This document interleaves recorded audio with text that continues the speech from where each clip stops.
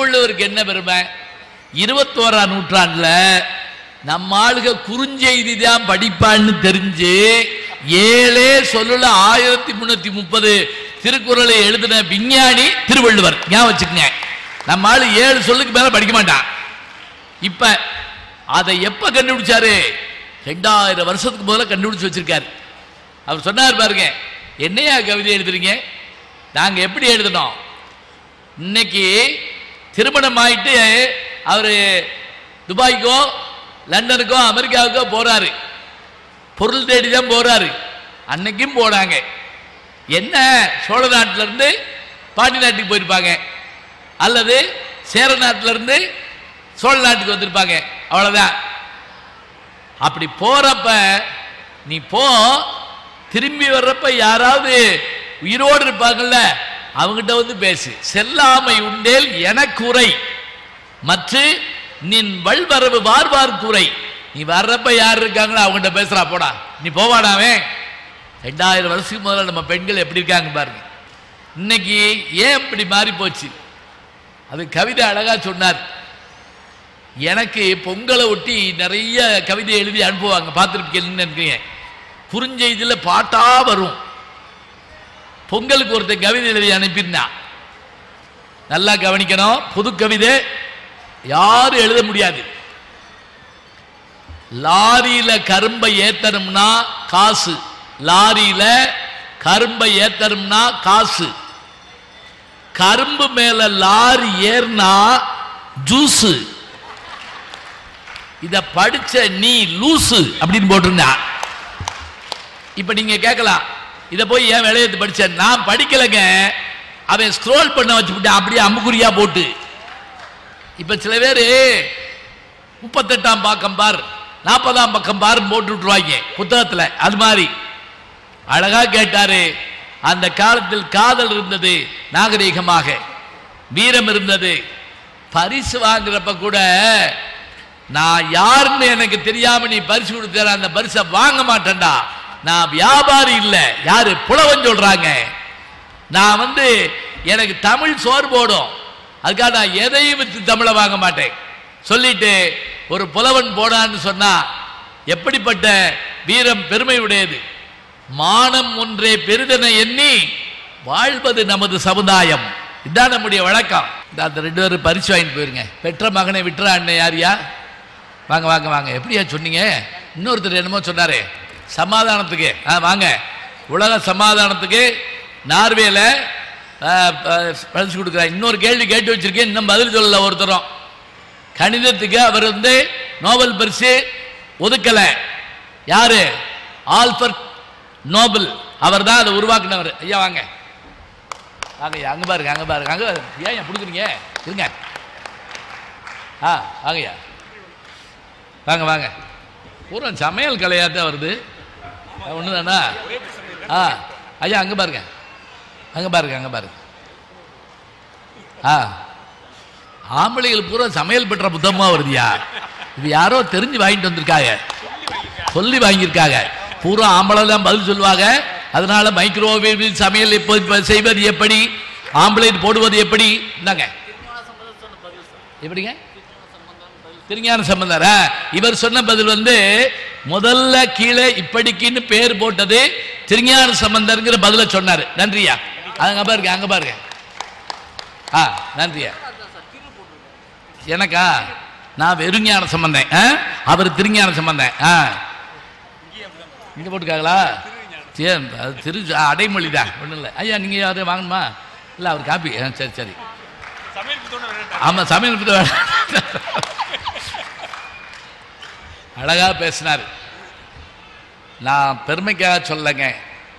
Harvard Tamil இருக்கை உருவாவதற்கு அங்க இருக்க அமெரிக்கர்கள் மட்டுமல்லாது நம்முடைய தமிழக அரசும் பல கோடி ரூபாய் கொடுத்துருக்குறாங்க. நான் என் பங்குக்கு, நல்லா இங்க வச்சுக்க, என் கையிலிருந்து கொடுக்கலங்க, 1 கோடி ரூபாய் வசூல் பண்ணி நான் ஹார்வர்ட் பல்கலைக்கழகத்துக்கு கொடுத்தேன். என் இனிய நண்பர் பத்மஸ்ரீ கமலஹாசன் 20 லட்சம் ரூபாய் கொடுத்தாரு. வேலம்மாள் பல்கலைக்கழக கல்வி குழுமங்கள் 25 லட்சம் ரூபாய் கொடுத்தாங்க.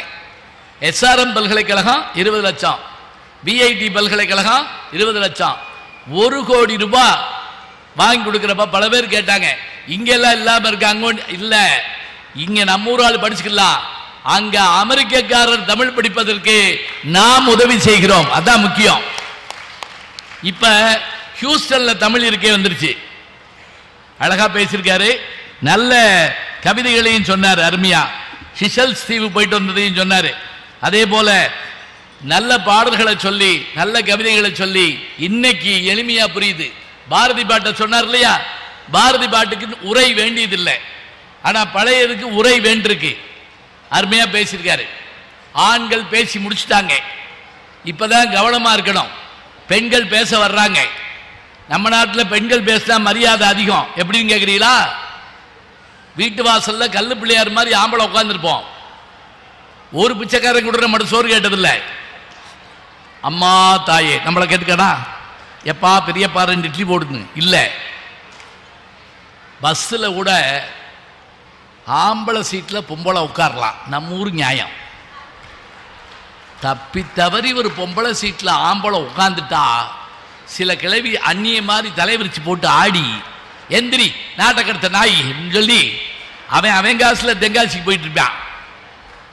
அதில் எழுதி போட்டுக்கெல்லாம் படித்து பார்த்தேன். பெண்களுக்கு எத்தனை எழுத்து? பெண்கள், பூவையர், வளைக்கரம், மகளிர், இத்தனையும் பார்த்தாலும் இங்கிலீஷில் லேடிஸ். ஆண்களுக்கு ஆண்கள்னு எழுதாட்டா பரவாயில்லைங்க. திருடர்கள் ஜாக்கிரதை. இது யார் செஞ்சான்னு தெரியல. இப்போ ஒரு வேளை மாற்றிட்டாங்களான்னு எனக்கு தெரியல. நான் சமீபத்தில் பஸ்ஸில் போகல. சரி, இப்போ சமகாலம்னு பேசியிருக்கார். சங்க காலத்துக்கு வரதா இருந்தால் சாதாரண ஆள் வர முடியாது. இதோ பேராசிரியை டாக்டர் திருப்பனந்தாள் கல்லூரியுடைய தமிழ்துறை பேராசிரியை முத்துலட்சுமி அவர்கள் வருகிறார்கள். வாங்கம்மா. ஆரம்பிக்கலாமாங்க? ஏன் இப்போ என்ன செய்ய போறீங்க? இல்லைங்கய்யா, சங்க காலத்தை சார்ந்தவர்கள்லாம் பெரியவங்களுக்கு மரியாதை கொடுத்து அனுமதி கேட்டுக்கிட்டு தாங்க ஆரம்பிப்போம். அடிக்கிறதா இருந்தாலும் அனுமதி கேட்டுட்டு தான் அடிப்பாங்க. எனையேன்ற தாய்க்கும் என் இனமேன்ற தமிழ்நாடு தனக்கும் திணை எழவேணும் நலம் கிடைக்குமாயின் வாழும் நாள் எனக்கு திருநாள் ஆகும் என்ற வைர வரிகளை தொட்டு வணங்கி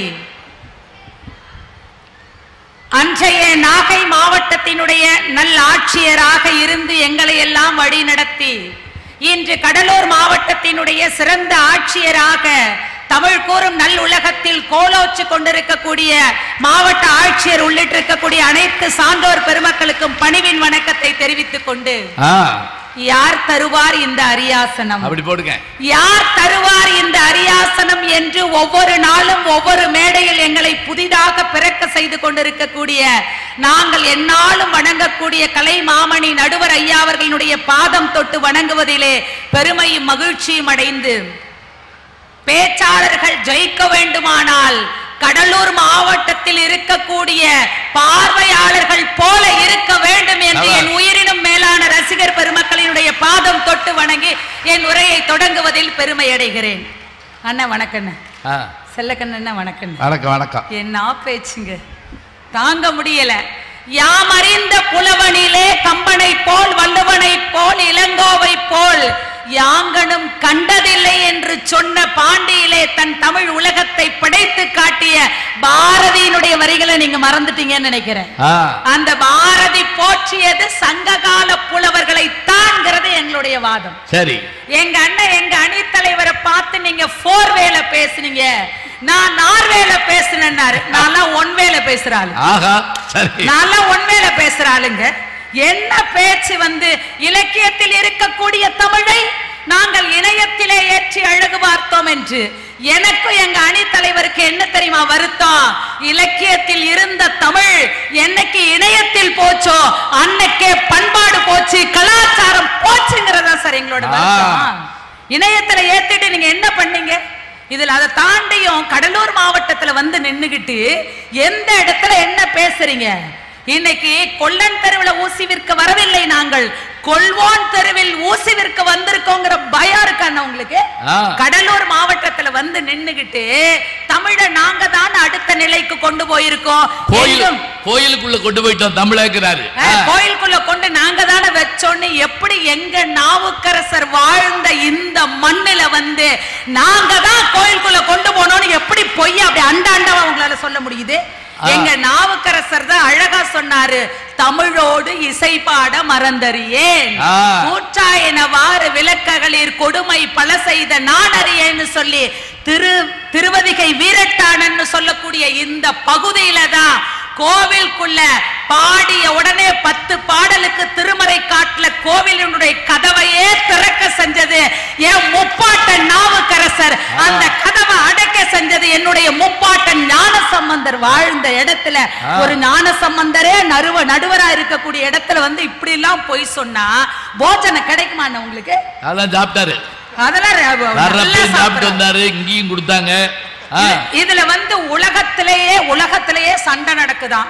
ஏன்னா உலக சண்டைக்கு போறீங்க? 2 வீட்டுக்குள்ள சண்டை ஆரம்பிச்சாச்சு.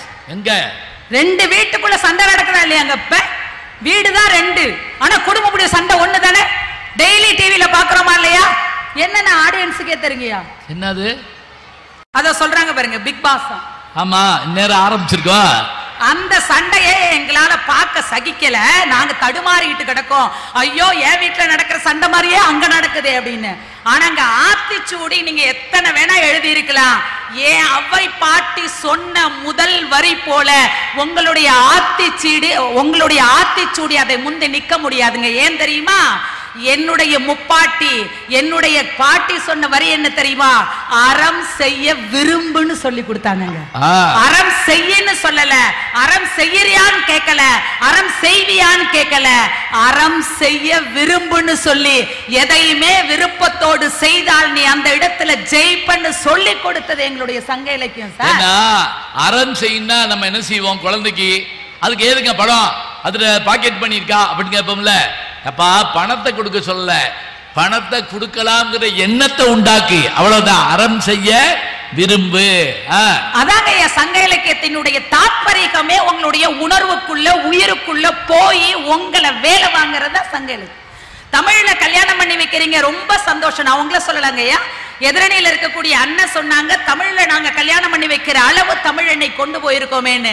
எங்களோட வருத்தம் என்னன்னா, தமிழ்ல கல்யாணம் பண்ணி வைக்கக்கூடிய நிகழ்ச்சிகள் மகிழ்ச்சியாக நடக்குது, நாங்க வரவேற்கிறோம். ஆனா அப்படி கல்யாணம் பண்ணி குழந்தை பிறந்த பிறகு அந்த குழந்தைக்கு ஏன் சார் தமிழ்ல பேர் வைக்கிறீங்க? அப்படி கேளுங்க, தமிழ்ல பேர் வைக்கிறீங்களா? எங்க சார் வைக்கிறீங்க?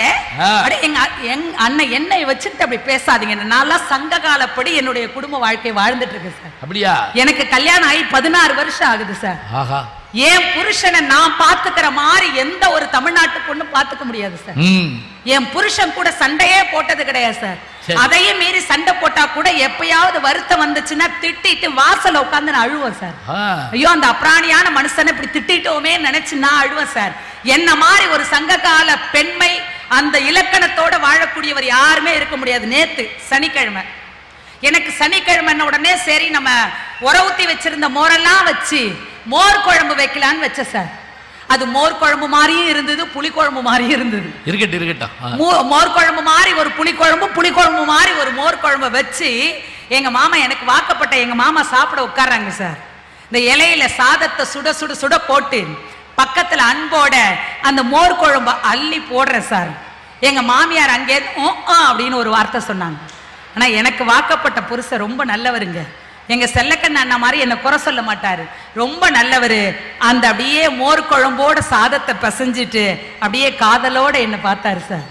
என்னை காதலோட பார்த்துட்டு ஒரு சங்க இலக்கிய பாடல் சொல்லி என் மனசு அவரு தேத்துனாரு சார். மொழி தயிர் பிசைந்த காந்தன் மெல்விரல் நுண்ணிதின் மகிழ்ந்து உண்டனர்.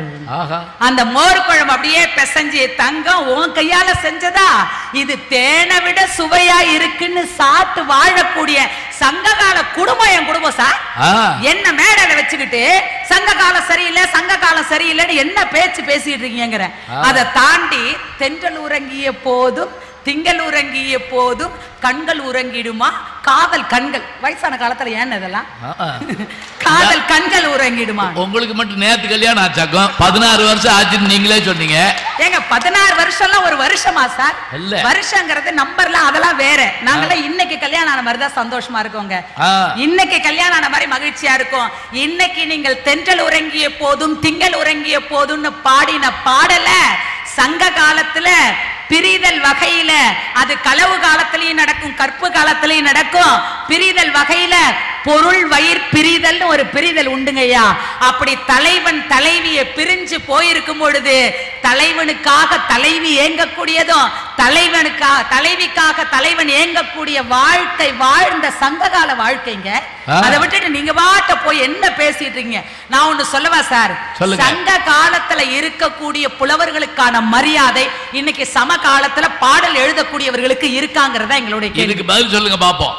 சங்க காலத்துல 10 பாட்டுல பட்டினப்பாலைங்கிற ஒரு நூலை எழுதின அந்த ஆசிரியருக்கு கடியலூர் உருத்திரங்கண்ணனார் ஒவ்வொரு வரிக்கும் பொன்னாளாகிய தேங்காய கரிகால் பெருவளத்தை உருட்டி விட்டாங்க.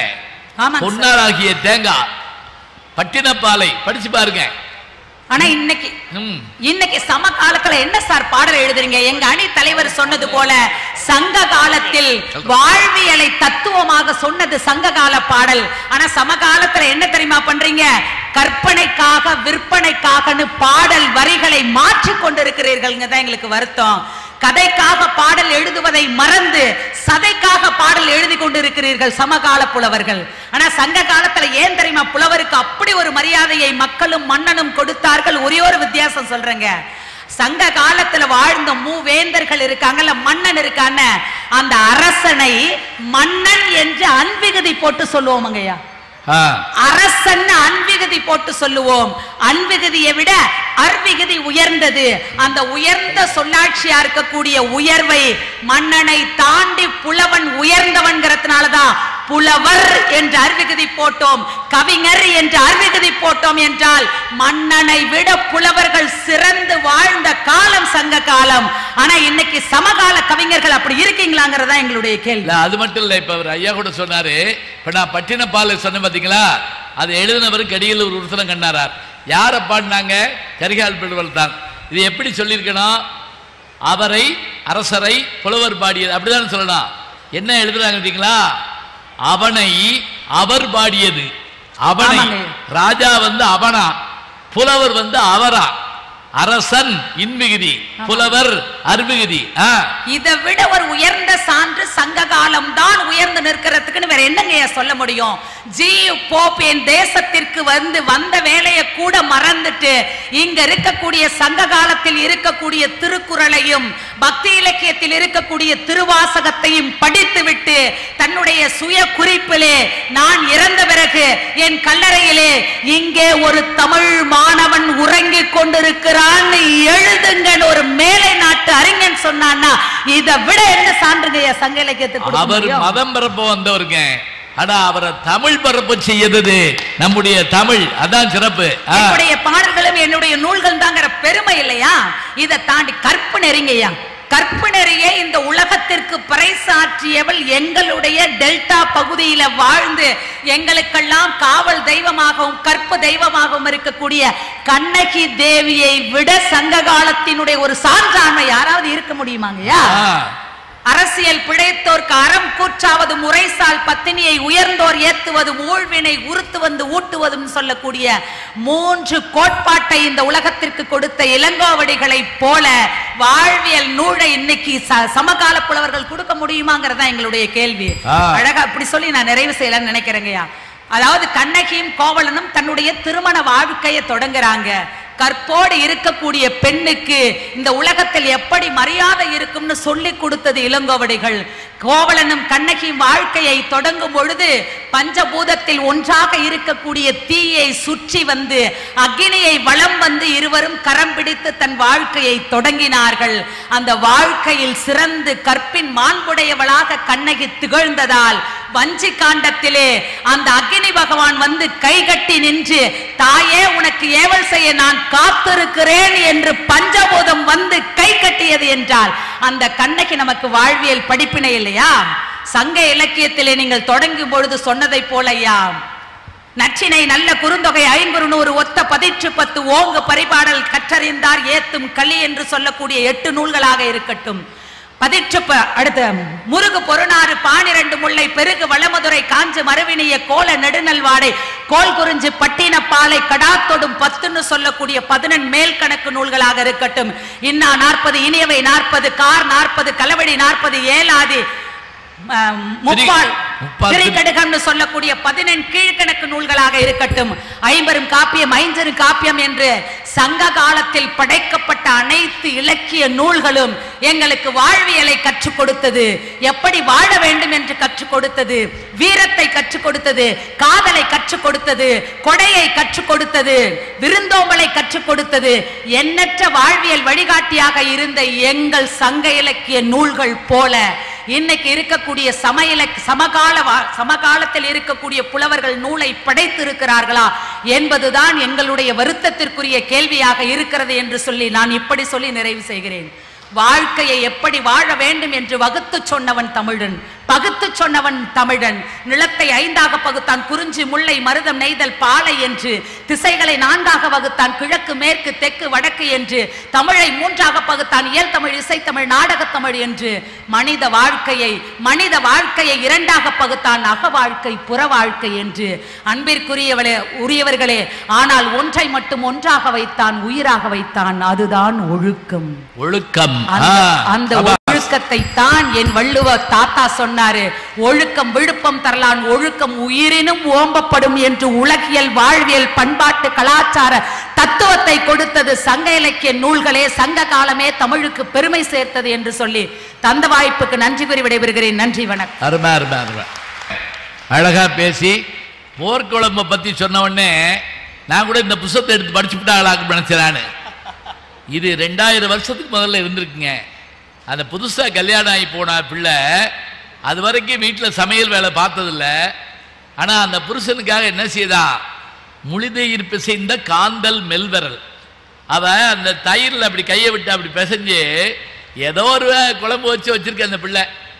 ஆனால் அதை வாங்கி தின்னு அவன் என்ன செய்கிறான், ஆஹா அமிழ்தம் இது மாதிரி இருக்குமா தெரியாதே, அதை காட்டில் அருமையாக இருக்குன்னு சொல்கிறான்னா, அன்னைக்கு சொன்ன மோர் குழம்பு இன்னைக்கு இருக்குதுன்னு சொன்னா அது எங்க இலக்கியத்தில் வந்ததுங்கிறது அவங்க சொன்னாங்க பாருங்க. உண்மையிலேயே ரொம்ப சிறப்பாக இருந்தது.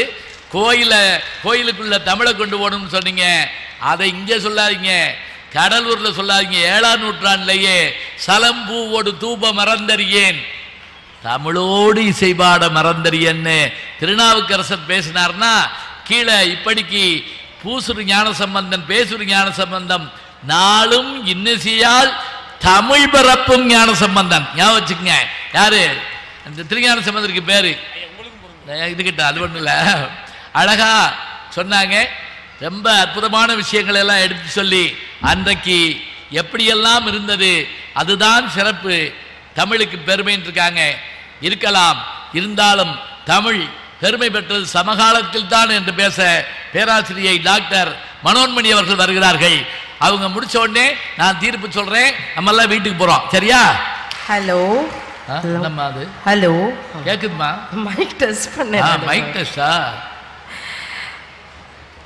அன்னை தமிழே நாவி கலந்தவளே, சொல்லில் விளையாட சொல்லி கொடுத்தவளே, சொல்லில் உனது புகழ் சொல்ல முடியலையே, தாயே தமிழே உன் பாதத்திற்கு என் முதல் வணக்கம். பேரன்பிற்கும் போற்றுதலுக்கும் உரிய பட்டிமன்றங்களில் முடிசூடா மன்னராக விளங்குகிற, தமிழகத்திலே பகல் நேரத்திலும் இரவு நேரத்திலும் பல்கலைக்கழகமாக திகழ்கிற, கலைமாமணி விருதினை எல்லாம் பெற்றிருக்கக்கூடிய பேராசிரியர், முனைவர், நல்ல நடிகர், சீரியலின் தந்தை, அதைவிட முக்கியமாக நயன்தாராவினுடைய தந்தை, நல்ல நடுவர் அவர்களே. ரொம்ப சமகாலத்து பெருமை எனக்கு அதான். ஆமா, இன்னும் 10வது நாளைக்குன்னு சொல்லுங்க. நாளைக்கு ஒரு சீரியல் வருது சன் டிவியில், இந்த சிங்கப்பெண்ணை சீரியல் இந்நேரம் தான் வரும்னு நினைக்கிறேன், 8 to 9. அதில் வழக்கப்படி கதாநாயகி அப்பா நான் தான். ட்ரெய்லர் வந்துருச்சு, நாளைக்கு பார்த்துட்டு எனக்கு பேசுங்க. மேடையில் வீற்றிருக்கிற இலக்கிய வழக்கறிஞர்களே, நடுவர் அவர்களே, கல்வி குடியிருக்கிற இடத்தில் தான் சரஸ்வதி குடியிருப்பாள். அந்த வகையில் நமக்கு எதிரே ஒரு ஆண் சரஸ்வதியாக வீற்றிருக்கிற மாவட்ட ஆட்சியர் அவர்களே, ஐயா அவர்களுடைய பாதங்களுக்கு அன்பான வணக்கங்கள். நல்ல இடத்திலே நல்ல நாளிலே நல்ல தலைப்பெடுத்து கொடுத்திருக்கிறீர்கள். ஒரு 100 ரூபாய் இருந்தால் சில்வர் தட்டு வாங்கிவிடலாம், 10,000 ரூபாய் இருந்தால் வெள்ளி தட்டு வாங்கிவிடலாம், 50,000 ரூபாய் இருந்தால் தங்க தட்டு கூட வாங்கிவிடலாம்.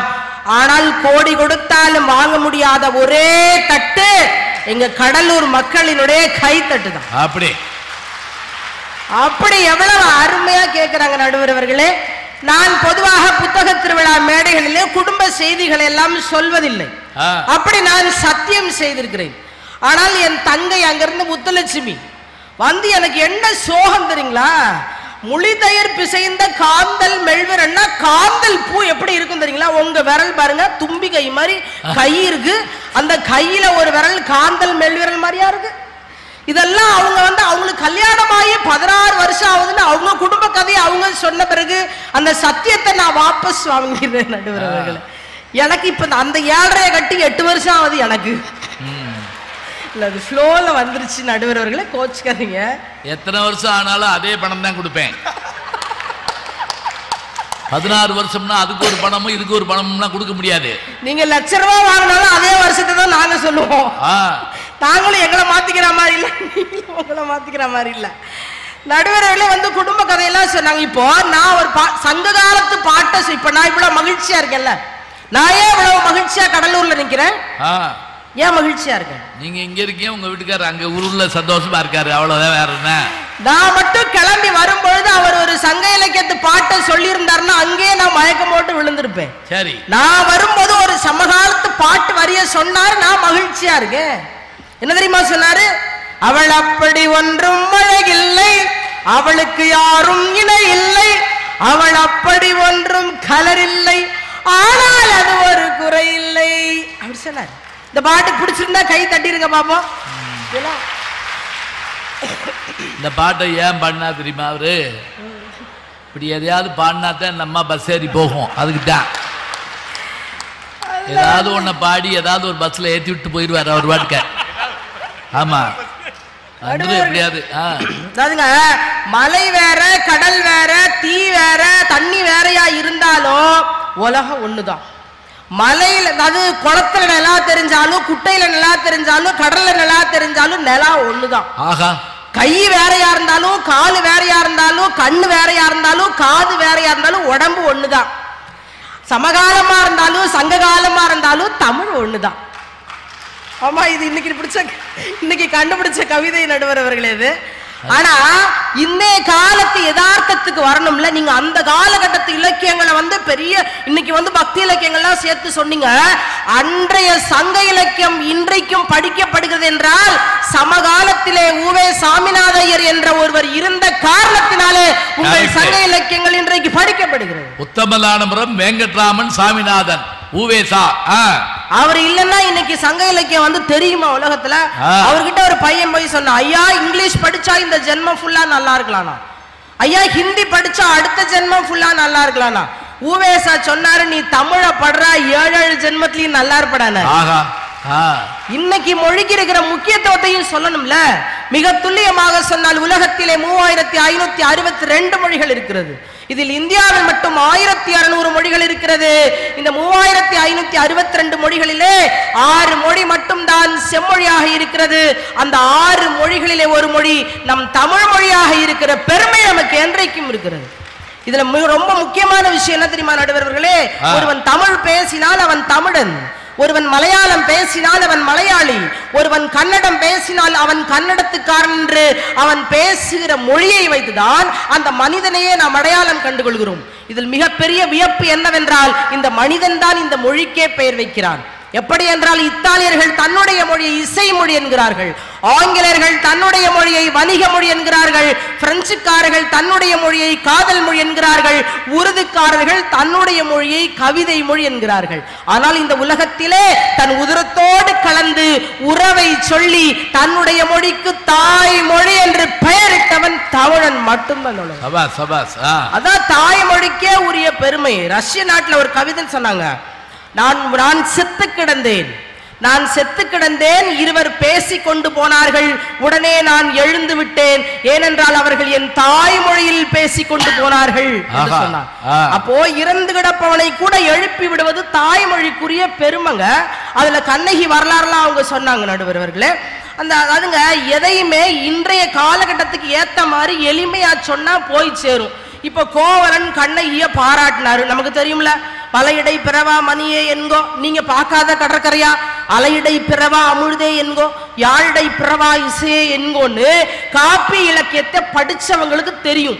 ஆனா எளிமையா ஒரு கூலி வேலை பார்க்கிறவங்களுக்கு ஒரு விஷயம் போய் சேரணும்னா சமகால இலக்கியத்துக்கு வரணும் இல்லையா? இதையத்தான் நாங்க எளிமையா சொன்னோம். எப்படி இதே மெசேஜ் தான். ஆழியிலே பிறவாத அலைமகளோ, ஏழிசையை பயிலாத கலைமகளோ, ஊழினடம் புரியாத மலைமகளோ, உலகத்தாய் பெற்றெடுத்த தலைமகளோ, அழகு தெய்வம் மெல்ல மெல்ல அடியெடுத்து வைத்ததோ, ஒரு அன்பு கவிதை சொல்ல சொல்ல அடியெடுத்து கொடுத்ததோ. இப்படி பாடினா இன்னைய காலகட்டத்து மக்களுக்கு புரியும். காப்பியத்தை படிச்சவங்களுக்கு தான் தெரியும். சங்க இலக்கியத்தை அதை படித்த பெருமக்களுக்கு தெரியுமே தவிர அங்க தூரத்துல ஒரு பலூன் வித்துக்கிட்டு இருக்கிறவருக்கும் என் தமிழ் போய் சேர்ந்தால்தான் என் தமிழுக்கு பெருமை இருக்கிறது. அங்க தூரத்துல கடலை வண்டி வித்துக்கிட்டு இருக்காரு பாத்தீங்களா, அவருக்கும் என் தமிழ் போய் சேர்ந்தாதான் அந்த தமிழுக்கு இன்றைக்கு பெருமை. நடுவர்களே, அதெல்லாம் மறுக்க முடியுமா? பாடின பாட்டு ரெண்டாவது பாடின பாட்டு புரியுது, ஆனா ரொம்ப பழசால இருக்குது. இப்ப புது பாட்டு ஒண்ணும் இல்லையா? ஆமா, என் வயசுக்கு வந்துடணும் நடுவர்கள். அது உங்க வயசுக்கு உரிய பாட்டு. என் வயசு என்ன, வர்ற வியாழக்கிழமை வந்தா 16. ஆமா நடுவர்களே, அடுத்த வெள்ளிக்கிழமை வந்தாக்க எனக்கு 12. அவ்வளவுதான், முடிஞ்சு வச்சு. அப்ப இந்த காலத்துக்கு வர்றதாங்க, அது இல்லைன்னு சொல்லல. அன்னைய காலத்துக்கும் இன்னைய காலத்துக்கு என்ன வித்தியாசம்னா நீங்க பாருங்க. இப்பெல்லாம் அன்னைக்கு வெறும்னே சங்க இலக்கியம் இருந்துச்சு, பார்த்தாங்க, படிச்சாங்க, டிகிரி வாங்கினாங்க, ரைட்டுங்க. ஆனா இன்னைக்கு ஒரு பெருமை சொல்லட்டுங்களா, பேஸ்புக்ல மனோன்மணி சுந்தர்னு போட்டா என் பேர் வரும். நீங்க பேஸ்புக்ல பாருங்க, ஒரு என் போட்டோவை போட்ட 10 நிமிஷத்துல 350 லைக் அள்ளுதுங்க. அன்னைக்கு என்னதான் சங்க இலக்கிய பாட்டை போட்டா யாருக்காச்சும் புரியுதா? யாருக்கும் புரியாது. இப்ப நான் ஒரு சங்க இலக்கிய பாட்டு சொல்றேன், அதை திருப்பி சொன்னீங்கன்னா ஐயா புத்தகம் கொடுப்பாரு. அடுத்து இந்த காலத்து பாட்டு சொல்றேன், அதையும் திருப்பி சொன்னீங்கன்னா எதுவும் கொடுக்க முடியாது. ஆமா, மோதிரத்தை கழட்டி கொடுப்பாரு ஐயா ஒவ்வொன்னா. கார்த்தார்பதில் ஒரு பாட்டு நடுவர்களே, கார்த்திகை மாசத்துல எப்படி இருக்கும்னு ஊரு நலமிகு கார்த்திகை நாட்டவரிட்ட தலைநாள் விளக்கின் தகவுடையவாகி புலமெல்லாம் பூத்தன தோன்றி தூதோடு வந்த மழை. இது சங்க இலக்கிய பாட்டு. இதை யாராவது திருப்பி சொல்ல முடியுமானா முடியாது. ஆனா இதையே அப்படியே காதலன் எப்ப வருவார்னு ஏங்கிக்கிட்டு இருக்கிற ஒரு பிள்ளை இன்னைக்கு சொல்ற மாதிரி ஒரு பாட்டு இருக்கு தெரியுமா? தொடு தொடையனவே வானவிலன்னை தூரத்தில் அழைக்கின்ற நேரம், விடு விடு எனவே வாலிப மனசு விண்வெளி விண்வெளியேறும், மன்னவா ஒரு கோயில் போல் இந்த மாளிகை எதற்காக, தேவியே என் ஜீவனி நீ வாழணும் அதற்காக, வானில் ஒரு புயல் மழை வந்தால் அழகே எங்கனும் காப்பாய், அழகே உடைய கண்ணில் வைத்து இமைகள் என்னும் கதவுகள் திறப்பேன், சத்தியமாகவா நான் சத்தியம் செய்யவா. இந்த பாட்டு எல்லாத்துக்கும் தெரியுமா இல்லையா? இன்னைய காலகட்டத்தில் இதை திருப்பி பாடினா எல்லாத்துக்கும் 10 ரூபா தான் கொடுக்க முடியும் இல்லையா நடுவர்களே? ஆனா நடுவர்களே, இன்னும் 1-2 விஷயத்த மட்டும் சொல்லி முடிச்சுக்கிறேன். மனிதருடைய வாழ்க்கை நீங்க பாருங்க, 100 வருஷம் வாழ்ற மனுஷன் பிறக்கும் போது அழுதுகிட்டே தான் பிறகுறான். 100 வருடம் வாழுகிற மனிதன் பிறக்கும் பொழுது அழுது கொண்டே பிறக்கிறான். ஒரு நாள் மட்டுமே வாழ்ந்து உதிர்ந்து விடுகிற மலர் சிரித்து கொண்டே பூக்கிறது. நீங்க அந்த காலகட்டத்து விஷயங்கள் எதை எடுத்தாலும் கடினமாகத்தான் இருக்கும். ஆனா இந்த காலத்து விஷயத்தை எதை எடுத்தாலும் எளிமையா இருக்கும் நடுவர்களே. அவங்க சொன்ன சங்க இலக்கிய பாடல்கள் நம்ம இப்ப திருப்பி சொல்ல நேரம் இல்ல. ஆனா இன்னைக்கு வாழ்க்கை அவனுக்கு ஒரு காட்டுக்குள்ள ஒரு பிள்ளைய விரும்புறான். இந்த காட்சியை சொன்னோன்னே உங்களுக்கு ஞாபகம் வந்துடும். காட்டுக்குள்ள ஒரு பிள்ளைய விரும்புறான். அந்த முள்ளும் கல்லும் இருக்கிற அந்த காட்டுக்குள்ள எப்ப வாழ்க்கை இனிமையா இருக்கு தெரியுமா? இந்த பிள்ளை கூட வந்துச்சுன்னா வாழ்க்கை இனிமையா இருக்கு. அது இன்னைய காலகட்டத்துல உள்ள பெருமை இல்லையா? கல்லான காடு பொன்னோட நடந்தா பூத்தாடும் பூவனமாகிடுமே,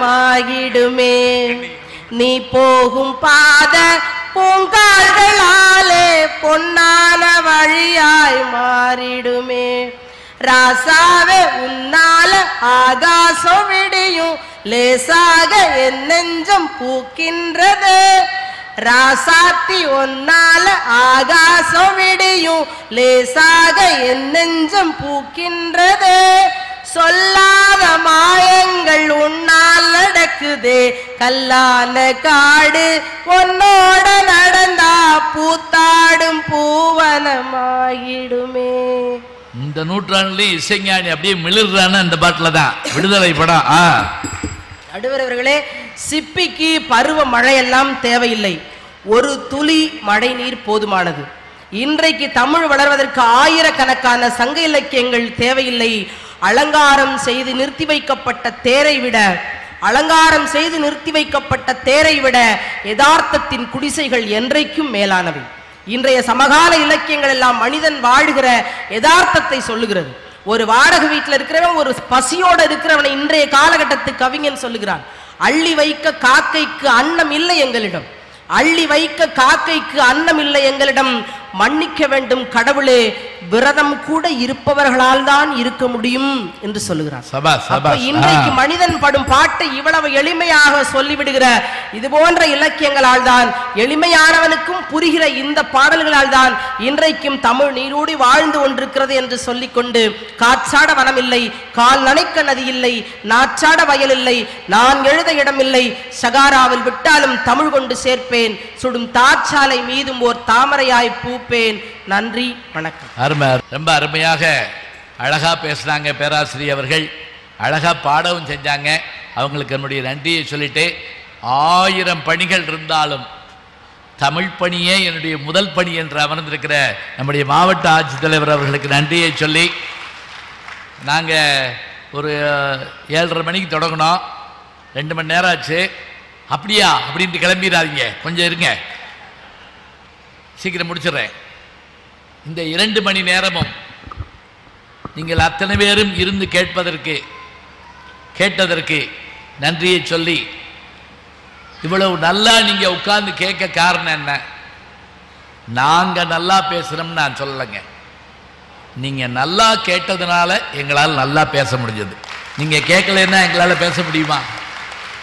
ஒரு ஊருக்கு போயிருந்தாங்க, 3000 பேர் அப்படியே குப்புறப்பட்டு தூங்குறாங்க. அதில் அந்த அம்மா எப்படி உள்ளத்தில் நல்ல உள்ள உறங்காதுன்னு இருக்கு.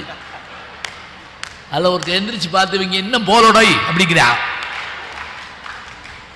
அப்படி பேசி நாங்கள் என்ன செஞ்சோம்? யாரும் கேட்கலன்னா கல்யாண வீட்டில் பேச கூப்பிடுவாங்க. அது ஒரு தற்கொலை முயற்சி மாதிரி. யார் பேச்சு யாரும் கேட்க மாட்டாங்க, நாங்கள் பேசணும். ஒரு கல்யாணத்துக்கு போயிருந்தேன், 5000 பேர் கூட்டம், நான் தான் பேச்சாளே. 5000 பேர் பேசிக்கிட்டு இருக்காங்க, நான் உட்காந்துருந்தேன். இனிமே கல்யாண வீட்டில் போய் பேசக்கூடாதுன்னு முடிவெடுக்கிறப்ப இன்னொரு கோஷ்டி வந்துட்டாங்க, நீங்கள் பேசணும். அங்கே யாரும் கேட்க மாட்டாங்கய்யா, அவங்க கேட்க மாட்டேன்ட்டாங்க. உங்களை பற்றி உங்களுக்கு தெரியாது, வாங்கன்னு கூப்பிட்டு போய் அதே தான் நடந்துச்சு. பொண்ணு மாப்பிள்ளை தாலி கட்டியாச்சு, இங்கேயாவது போடியம் இருக்குது, அங்கே ஹேண்ட் மைக்கை கையில் கொடுத்து, பெரியோர்களே தாய்மார்களே 2 வார்த்தை தாங்க சொன்னேன். 300 பேர் மேடைக்கு ஓடி வந்து பொண்ணு மாப்பிள்ளைக்கு பரிசு கொடுக்குறோம்னு என்னை தள்ளிக்கிட்டே போகிறாங்க. அப்படி நில்லு, இப்படி நில்லு, அங்கே போ, இங்கே போ. என்னை மனுஷனாவே மதிக்கலை ஒருத்தரும். நான் விடலை. தமிழ் படித்தவன் பாருங்க, இங்கே 10 பாட்டு, இங்கே 8 தொகை, இங்கே குறுந்தொகை, என்ன பெருந்தொகை வாங்கிட்டேன் பேசுறதுக்காக. இந்த கூட்டத்தில் ஒரு கிழவி வந்து என்கிட்ட என்னைய முதுகுல தட்டி, அந்த ரூமுக்குள்ள போய் பேசியா ஒருத்தருமே இல்லை அப்படி சொல்லுது. மணமகன் அற சும்மா தான் கிடக்குது, நீ அங்கே போய் பேசு. அது எவ்வளவு நல்ல கிளவி பார்த்தீங்களா? தனியாக பேசுகிற பையன் இங்கே பேசுனேன்னா அங்கே பேசுனேன்னா ஏன் அதுக்கு எங்கள் வீட்டு ஜன்னலை திறந்து வச்சு நான் பேச மாட்டேனா? நல்லா கேட்குறீங்க. 2000 வருஷத்துக்கு முதல்ல திருவள்ளுவர் சொன்னாருங்க, பேச்சு கேட்டுக்கிட்டு இருக்கால கட்டி போடணுமா. கேட்டார் பிணிக்கும் தகையவாய் கேளாரும் வேட்பமொழிவதாம் சொல். கேட்டோர் மகிழுமாறும். கேளார்னா கேட்காதவங்க மட்டும் இல்லையா, பகைவர்னு ஒரு அர்த்தம் இருக்கான். பகைவர் கூட நல்லா பேசுகிறான் போட்டுக்கையா போய் கேட்காம போயிட்டுமே அப்படின்னு சொல்கிற அளவுக்கு பேச்சு அமையணும். வேட்பமொழிவதாம் சொல். பேச்சு கட்டி போடணும். கேட்டுக்கிட்டு கால ஒரு ஊரில் பேச்சாளனை கட்டி போட்டிருக்காங்க. இனிமே நீ எங்கேயும் போய் பேசக்கூடாது. அவ்வளோ மோசமாக பேசுகிறவன் இருக்கானா? ஒருத்தர் தற்கொலை பண்ணி சாக கடலை நோக்கி ஓடி இருக்கான். அந்நேரம் பார்த்து இப்படி ஒரு பேச்சை கேட்டான். யூடியூப் அடிச்சு வந்து உட்காந்துட்டான். அவரையே உத்து பார்த்துக்கிட்டே இருந்தான். பேசி முடிக்கும் அவர் காலை தொட்டு கும்பிட்டான். தற்கொலை பண்ணி சாக தெரிஞ்சனியா? சாக தெரிஞ்சேன். உன் பேச்சை கேட்டேன், திரும்பி வந்துட்டேன். இவர் அவனை கட்டி பிடிச்சிக்கிட்டாரு. அவ்வளவு நல்லா பேசுறனா, உன் தற்கொலையை தடுத்துட்டா, ஏன் திரும்பி வந்தேன்னாரு. நீ எல்லாம் உயிரோடு இருக்கப்ப நான் ஏண்டா சாணு அப்படின்னா. நீ பேசிய கொள்ற, நீ இருக்க நான் சாப்பிடா.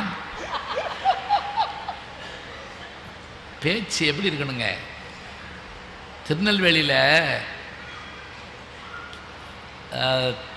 தேர் வீதியில், வடக்கராறு வீதியில் பேசுகிறோம். பட்டிமன்றம் முடிகிறப்ப நைட்டு 1:30 எல்லாரும் வந்து ஆட்டோகிராஃப் வாங்குறாங்க. ஒரு 85 வயசு பெரியவருங்க ஒரு மஞ்ச பைக்கிட்ட கையில் வச்சுருக்காரு. என்கிட்ட வந்து இப்படி வீசி காய்கறி வாங்கிட்டு சொன்னாங்க. என்னைய போய் 1:30 மணி எந்த கடை திறந்திருக்கும்? நான் வேற தெரு வழியா போயிருக்கலாம். நான் அவர் என்னை திட்டுறாரு வையிறாருன்னு நினைச்சேங்க. அவர் சொல்றாரு, காய்கறி நாளைக்கு வாங்கலாமியா, இந்த தமிழ் நாளைக்கு கிடைக்குமா அப்படின்னாருங்க. எவ்வளோ ஆச்சரியம் பாருங்க. இப்போ இந்த வருஷம் போய் கோயிலுக்குள்ளே பேசுகிறோம். நின்ற சிறு நெடுமால ரங்கம்னு அங்கே இருக்கு, பாண்டியனுடைய பேரில். அதில் நான் பேசுகிறப்ப 3 வருஷத்துக்கு முதல்ல இங்கே பேச வந்தோம். அப்படி பேச வந்தப்போ நான் பேசுகிறப்போ ஒரு பெரியவர் மஞ்ச பைய வச்சுப்படி ஆட்டிட்டு என்னை வஞ்சிட்டு போனாருன்னு சொன்னேன்ல. கூட்டத்திலிருந்து அந்த ஆள் எந்திரிச்சார். நான் அது அப்படிங்கிறாரு. அதே பையி 88 வயசு. தமிழ் கேட்கணும்னு நினைச்சா பேசுனா 100 வயசு இல்லைங்க, கேட்டால் 100 வயசு. அதான் சிறப்பு. இதெல்லாம் நேருக்கு நேர் நடந்தது. உண்மை வெறும் புகழ்ச்சி இல்லை. என் இனிய நண்பர், என்னுடைய குரு எழுத்தாளர் சுஜாதா அவர்கள் சொல்லுவாங்க, எது நகைச்சுவைன்னு கேட்டால் மல்லாக்கப்படுத்திட்டு யோசிக்கிறதுக்கு பேர் நகைச்சுவை இல்லைங்க, இந்த நியரஸ்ட் ட்ரூத் அப்படிப்பார். உண்மைக்கு மிக அருகில் இருப்பது தான் நகைச்சுவைக்கு களம். அதுதான் சிறப்பு. ரொம்ப அருமையாக கேட்டீங்க. எல்லாருக்கும் பாராட்ட சொல்லி சுருக்கமாக முடிச்சிடுறேன். தமிழுக்கு எப்பவும் பெருமை. அது சங்க காலத்திலும் தான், சமகாலத்திலும் தான் என்று கூறி விடைபெறுகிறேன்னு சொன்னா நீங்க என்ன சொல்லுவீங்க? சண்டாள பாவி. இதை 7:30க்கே சொல்லியிருந்தேன்னா நான் போய் சீரியலை பார்த்துருப்பேனா? நீங்கள் ஞாயிற்றுக்கிழமை சீரியல் கிடையாது. நான் வீட்டில் பேசாமல் இருந்திருப்பேன்ல. இதை சொல்லவா இந்த பாடு? இதில் இத்தனை காப்பி வேற குடிக்கிறீங்க நீங்க. அப்படி சொல்லுங்க. 2 தலைப்பு கொடுத்ததே எதுக்குன்னா தமிழோட முழு பரிமாணத்தை சொல்லத்தான், வேற ஒன்றும் இல்லை. அன்னைக்கும் சரி இன்னைக்கும் சரி, அன்னைக்கு எப்படி இருந்துச்சு இன்னைக்கு எப்படி இருந்துச்சு, சங்க காலத்தில் தமிழுக்கு எப்படி பெருமை நமக்கு தெரியுங்க. இந்த நெல்லிக்கனியை சாப்பிடுன்னு சொல்லிட்டு அவ்வைட்ட அதியமான், தகடூரை ஆண்ட அதியமான், தகடூர் எங்கே இருக்கு? தர்மபுரி. சத்தப்படக்கூடாது, பிரசமுக்கர். தர்மபுரி. அந்த நெல்லிக்கனியை அவ்வைக்கு கொடுத்தோடனே அந்த அம்மா சாப்பிட்டுட்டு, உலகத்திலேயே இப்படி ஒரு இனிமையான கனியை நான் சாப்பிட்டதில்லையே மன்னவனே, இதன் பெருமை என்னன்னு கேட்டாங்க. இதை உண்டால் நீண்ட நாள் வாழலாம், சாகாமல் சொல்ல முடியாது. அப்படின்னா 2 பேர் இருக்கணும்ல, நீண்ட நாள் வாழலாம். உடனே அவ்வையார் கேட்டாங்க, அப்படின்னா நீ சாப்பிட்ருக்க வேண்டியதானாப்பா, நீ சாப்பிட்ருந்தா இந்த மக்களுக்கு நன்மை இல்லையா? அவன் சொன்னா, நான் சாப்பிட்டா நாடு தான் வாழும், நீ சாப்பிட்டா தமிழ் வாழுமே, அதனால் நான் உனக்கு கொடுத்தேன். உடனே அந்த அம்மா அதை சாப்பிட்டுட்டு என்ன பண்ணாங்க தெரியுமா? நீ சிவபெருமானை போல வாழ்வாயாக. ஏன் தெரியுமா? சிவபெருமானுக்கு மட்டும்தான் பிறப்பும் கிடையாது இறப்பும் கிடையாது. அவனை எப்படின்னா பிறவா யாக்கை பெரியோன் கோயில்ங்கிறாங்க சிலப்பதிகாரத்தில். திருமால் அவதாரங்கள் தோறும் பூமிக்கு வந்துட்டு போவார். சிவபெருமான் எப்போ இருப்பார்? நீ எப்போ இருக்கணும்? யாரை போல? உலகம் வாழ்வதற்காக விஷத்தை எடுத்து தான் உண்டு உலகை காத்தானே சிவபெருமான், நீல மணிமிடற்று ஒருவன் போல மண்ணுக பெருமை. நல்ல உண்மைங்க. அந்த நெல்லிக்கனியால் ஒரு பாட்டு கிடைச்சது, பாட்டால் அதியமான் இன்றும் வாழ்கிறார். அதான் சிறப்பு. அந்த நெல்லிக்கனிலாம் அந்த அம்மா அதிக நாள் வாழ்ந்து சொல்லியாங்க. ஆனால் அந்த பாட்டால் அதியமான் இன்றும் வாழ்கிறார். அப்போ மன்னர்கள் புலவர்களுக்கு தந்த மரியாதை அப்படிப்பட்ட மரியாதை. எங்கே போய் தேடுறதை யோசிச்சு பாருங்க. இரவு நேரத்தில் யானைகள் நிற்கிது, மழை தூறுது. நேற்று போர்க்களத்தில் சண்டை முடிஞ்சிருக்கு. அந்த அடிபட்ட உடல்களை அப்புறப்படுத்திக்கிட்டு இருக்காங்க.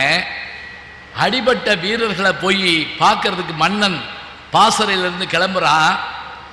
முன்னாடி ஒருத்தர் தீப்பந்தம் பிடிச்சி போகிறான். அதுக்கு முன்னாடி ஒருத்தர் வேலில் வேப்பலையை வச்சுக்கிட்டு அப்படி கொண்டு போகிறான். 2 பேருடைய தோளில் கை போட்டுக்கிட்டு மன்னன் நடந்து போகிறாங்க. நெடுநல் வாடை என்ற ஒரு நூல் இருக்கிறது தமிழில். நெடுநல் வாடை, வேம்புதலையாத்த நோண்டால் எக்கம்.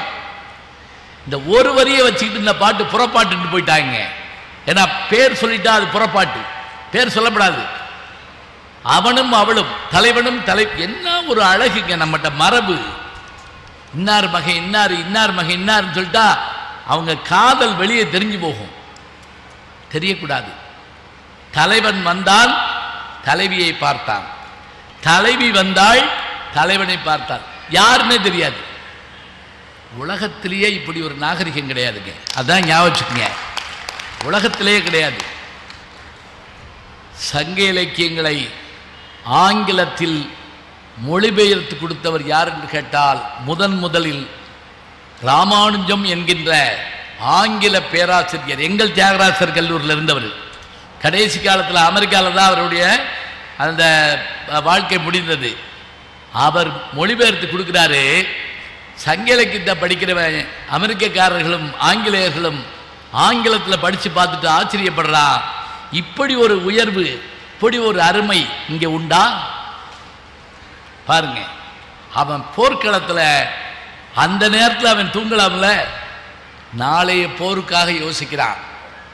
அவன் வெளியே கிளம்புறப்ப பாவை விளக்கில் பருவு திரி, பெரிய திரி போட்டிருக்கு. அந்த திரி எண்ணெயில் முங்கி அப்படி சுடர் விடுது. அது எப்படின்னு கேட்டிங்கன்னா, வடக்கு நோக்கி சாஞ்சி எரியுதான். ஏன்னா தெற்கு நோக்கி காற்று அடிக்குதான். தெற்கிருந்து வந்தா தென்றல், வடக்கிருந்து வந்தா வாடை, மேற்கிருந்து வந்தா கோடை, கிழக்கிருந்து வந்தா கொண்டல். காத்துக்கு பேர் வச்சவன் தமிழங்க, ஞாபகம் வச்சுக்கோங்க. வாடை காத்து ஒரு மாதிரியா வீசுது இல்ல, வடக்கிருந்து வீசுன்னு அர்த்தம். அதை பூரா மாற்றிவிட்டோம், ஃபேனு ஏசி தூசின்னு இருக்கோம் நம்ம. அப்ப அந்த காற்றுக்கு ஏற்றபடியாக அந்த விளக்கினுடைய திரி அப்படி ஆடுதான். கண்ணுக்கு எதிராக படம் போடுவது போல. பொன்னியின் செல்வன் வந்த பிறகுதான் நமக்கு இதெல்லாம் தெரியுது, அன்னைக்கு இருந்துச்சு. அதே போல போர்க்களத்தில் ஒரு மன்னன் தோத்துட்டாங்க, சிறைக்கு விட்டு போயிட்டாங்க. தண்ணித்தாக எடுத்திருக்கு. அந்த வாயில் காப்போன்ட்ட கேட்டான், கொஞ்சம் தண்ணி வேணும். அவன் கொஞ்சம் கேவலமாக பேசிட்டான். தோத்து போனவனுக்கு தண்ணியில் வேணுமான்ட்டான். இந்த மன்னன் என்ன செஞ்சான் தெரியுங்களா? சே, இவெல்லாம் பேசுகிற அளவுக்கு நம்ம வாழ்க்கை வந்துருச்சே, இந்த தண்ணியை குடிச்சு நான் வாழணும்னு அவசியம் இல்லைன்னு சொல்லி அந்த தண்ணீரை அருந்தாமலே என்ன செஞ்சான் தெரியுமா? தன்னுடைய உயிரை மாய்த்து கொண்டான். அப்படிப்பட்ட மன்னன் சேரன். அவன் ஒரு பாட்டு வேற எழுதி வச்சுட்டு போனாங்க. எங்க பரம்பரை எப்படிப்பட்ட பரம்பரை தெரியுமா? குழந்தை பிறந்து இறந்தாலும், இறந்தே பிறந்தாலும் அதனுடைய நெஞ்ச கிழிச்சு அது போர்க்களத்தில் இறந்ததை போல காட்டி புதைக்கின்ற வம்சத்திலே வந்தவர்கள் நாங்கள். குளவி இறப்பினும் ஊண்டடி பிறப்பினும் ஆளன்றன்று வாளில் தப்பார். அப்படிப்பட்ட குளத்தில் வந்த எனக்கு நீ தண்ணி தர மாட்டேன், நீ இழிவா பேசுவதான்னு சொல்லிட்டு அந்த சேரமன்னன் மறைஞ்சு போனாங்க. அதுக்குள்ள அவன் விடுதலைக்காக மன்னன்ட்ட பாடி, உனக்கு என்ன பொருள் வேணும்னு அவன் கைது பண்ண மன்னனை கைது பண்ண அந்த மன்னன் கேட்டான். இந்த புலவன் என்ன கேட்டான் தெரியுமா? எனக்கு வீடு வேணும், நிலம் வேணும்னு கேட்கலங்க. எங்க மன்னனை நீ அடைச்சி வச்சிருக்க, விடுதலைக்கு அந்த அனுமதி வேணும். அப்படியா, சரி, உங்க மன்னனை விடுதலை பண்றேன். அதை வாங்கிட்டு இந்த புலவர் ஓடுறாருங்க. அதுக்குள்ள அந்த மன்னன் இறந்து போனாங்க. மானங்காத்த மன்னன். இந்த இதெல்லாம் நாடகமா போடணுங்க. அந்த நூல் தான் களவழி 40. கார் 40 களவழி 40 சொன்னாங்கல்ல, 40 பாட்டு தான். வீரத்துக்கு ஒரு பெருமை, காதலுக்கு ஒரு அருமை, இல்வாழ்க்கைக்கு ஒரு அருமை. எப்படி வாழது மணமக்கள். நாங்கள் இப்போ கல்யாண வீட்டில் போய் எப்படி பேசுகிறோம்? ரொம்ப நேரம் பேசுகிறோம், குப்புறப்படுத்துருவாங்க. சில பேர் நடுங்கிடுவான். பத்தி முடிஞ்சிருக்கும், ஜிலேபி தீர்ந்திருக்கும், போச்சு, சிக்கனை தின்றுப்பாங்க. இப்படி பேசிக்கிட்டு இருப்பான். ஸ்பீடாக பேசி வேகமாக முடிக்கணும். காட்டுக்குள்ள யானை, ஆண் யானை பெண் யானை 2 வருதுங்களே. தண்ணி கிடைக்கல. இப்போ கூட வருது பார்த்தீங்களா? வருது. ஒரு இடத்துல தண்ணி இருக்குது. யானை தண்ணி குடிக்கிறதுனா இந்த இதில் குடிச்சா குடிக்க முடியுமா? சொல்லுங்க பார்ப்போம்.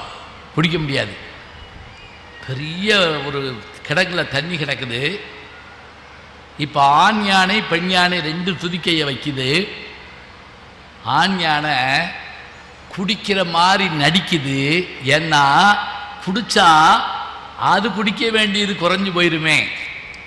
ஏன் தெரியுமா? அந்த பெண் யானை இதனுடைய இணை மட்டும் இல்லைங்க, அது ஒரு குட்டியும் சுமந்துக்கிட்டு இருக்கு. வயிற்று பிள்ளைக்காரின்னு நம்ம சொல்லுவோம்ல, அதனால அது குடிக்கட்டும்ங்கிறதுக்காக துதிக்கையை வச்சுக்கிட்டு குடிக்காம அதையே பார்த்துக்கிட்டு இருக்கு. இது ஒரு புலவன் பார்த்து சொல்றான், டேய், உன் வாழ்க்கையில அந்த யானையிட்டிருந்து ஒரு பாடம் படிடா. பிடி ஊட்டி பின்னுண்ணும் களிறு.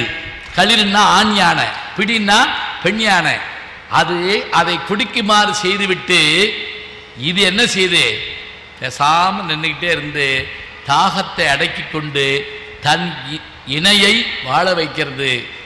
மக்களே, நீங்கள் மிருகங்களை மிருகங்கள்னு கேவலமா பேசாதீங்க, அதனிடமிருந்து பாடம் படியுங்கள். சொன்னவன் தமிழன், அதான் உண்மை. இதெல்லாம் பாடத்தில் வைக்கணுங்க.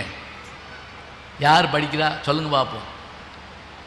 என் பிள்ளை எப்படியாவது படித்து அமெரிக்காவுக்கு போகணும். போய் இந்த +2 படிக்கிற வீடுகளில் நான் பார்த்துருக்கேன். உங்கள் பையன் எங்கேன்னு ஒரு வீட்டில் கேட்டேன், கல்யாணத்தில் பையன் வரலையான்னு கேட்டேன். +2 படிக்கிறான், எங்கேயும் வரமாட்டான், யார் மூஞ்சிலையும் முழிக்க மாட்டான், நீ கொஞ்ச நாள் கழிச்சு எங்கே மூஞ்சிலையும் முழிக்க மாட்டான், என் பாட்டுக்கு போயிடுவான். இதுக்கு பேர் வாழ்க்கையா? இதுக்கு பேர் குடும்பமா? நம்ம பிள்ளைகள் நம்மோடு இருப்பார், போகட்டும், எங்கே வேணாலும் போகட்டும். எங்கே போனாலும் தாய் தந்தை குடும்பம் என்கின்ற அந்த உறவு அந்து போகாமல் வாழணுங்க. அதுதான் உண்மை. எங்கே வாழ்க்கை தொடங்கும், அது எங்கே எவ்விடம் முடியும், இதுதான் வாழ்க்கை, இதுதான் பயணம் என்பது யாருக்கும் தெரியாது. கண்ணாசம் பாட்டு கேள்விப்பட்டிருப்பீங்க. நினைப்பதெல்லாம் நடந்துவிட்டால் தெய்வம் ஏதுமில்லை, நடந்ததையே நினைத்திருந்தால் அமைதி என்றும் இல்லை. சரி இருக்கட்டும். இங்கே யானையை பார்த்தோம், வீரனை பார்த்தோம். போர்க்களத்தில் ஒருத்தன் யானையோடு சண்டை போட்டாங்க. கையில் இருந்த கத்தியில் துதிக்கையை வெட்டிவிட்டான். யானை துடிக்குது. இப்போ என்ன பண்ணான் தெரியுமா? அதுக்கு இருந்த ஒரு கையை வெட்டிவிட்டோம், நம்ம 2 கையில சண்டை போட்டால் கேவலம் சொல்லி தன் கையை தானே வெட்டிட்டு யானையோட சண்டை போட்டாங்க. இவன் தான் மனுஷன். சண்டை பெருசான்னு கேட்கக்கூடாது. சண்டை எல்லா காலத்துலேயும் உண்டு. வீட்டில் சண்டை இல்லையா சொல்லுங்க பார்ப்போம். யார் வீட்டில் சண்டை இல்லை? வெளியே சொல்ல மாட்டோம், அவ்வளோதான். ஆமாம். ஒரு மனைவி கணவன்கிட்ட கேட்டாங்க, எங்க சொர்க்கத்தில் 2 பேரும் சேர்ந்துருக்க முடியாதாம்ல அப்படின்னு கேட்டாங்க. சொர்க்கத்தில் நம்ம 2 பேரும் சேர்ந்துருக்க முடியாதாம்ல. அவன் சிரிச்சிருக்கான், ஏ லூசு, அதனால தான் அதுக்கு சொர்க்கம்னு பேர். உடனே அங்கே கூப்பிட்டு போவாங்களா? இந்த அம்மாவுக்கு பிபி ஏறிடுச்சு. அப்படி சொர்க்கத்தில் என்ன மாமா இருக்குன்னு கேட்டுச்சு. என்ன அப்படி கேட்ட? ரம்பா, ஊர்வசி, மேனகை, திலோத்துமை எல்லாம் நான் போனோடனே மாமா மாமான்னு ஒடியாருவாளுங்க. நான் எங்கே போவேன்? அந்த பாபருக்கு விட மாட்டேங்குது. நீ நரகத்துக்கு தான் போவ. அப்படி நரகத்தில் என்ன இருக்கும்? இங்கே பாருங்க, எப்படி இந்த அம்மா சண்டை விடவே மாட்டேங்குதுங்க. அப்படி நரகத்தில் என்ன இருக்கும்? அதுக்கு அவன் நரகத்தில் குரங்குதான் இருக்கும். உடனே இந்த அம்மா புருஷன் முதுகில் செல்லமாக ஒரு அடி, போங்க மாமா, உங்களுக்கு மட்டும் இங்கேயும் அழகி அங்கேயும் அழகி, எங்களுக்கு மட்டும் இங்கேயும் குரங்கு அங்கேயும் குரங்கா, இது எதுக்கு வேணுமா? சரி, சங்க இலக்கியத்தில் வீரம், மானம், காதல், கற்பு எத்தனையோ விஷயங்களை நம்ம சொல்கிறோம். 10 பாட்டும் 8 தொகையும் 11 கீழ்கணக்கு நூல்களுமாக நமக்கு பெருமை சேர்த்து கொண்டிருப்பவை அவைதான். திருக்குறளுக்கு இணையாக ஒரு நூல் வருமா சொல்லுங்க பார்ப்போம். எல்லீஸ்னு ஒரு மேயர் சென்னையில் இருந்தாங்க. எல்லீஸ் அந்த துரை, அவனுக்கு ஆங்கிலத்தில் மொழிபெயர்த்த திருக்குறளை கொடுத்தாங்க.